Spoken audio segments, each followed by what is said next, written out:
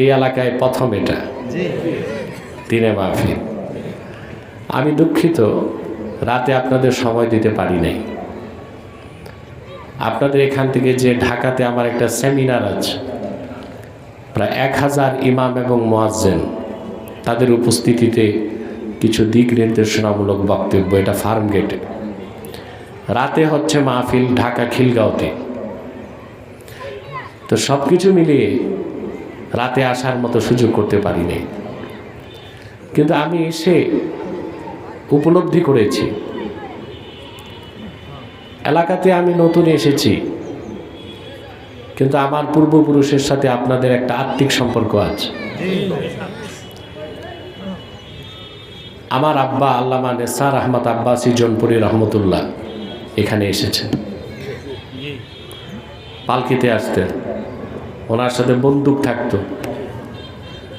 অনেক মুরব্বীরা আছে যারা বাবাকে দেখেছেন, আমাকে বললেন তারা এখানে আছেন যারা, আলহামদুলিল্লাহ।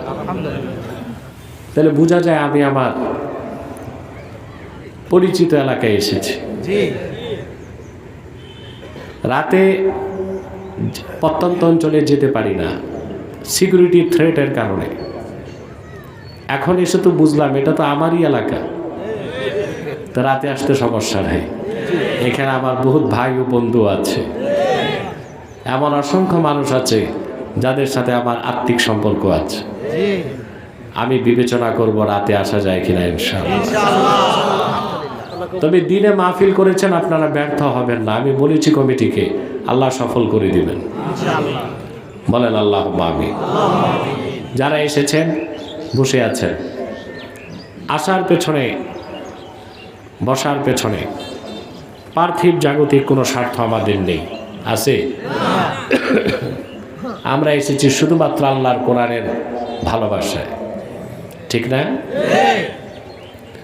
সেজন্য আল্লাহ তাআলা আমাদেরকে আজরুন আযীম দান করবেন, তাতে কোনো সন্দেহ নেই। আমার বিশ্বাস আপনারা অনেকেই না খেয়ে বসে আছেন, ঠিক না?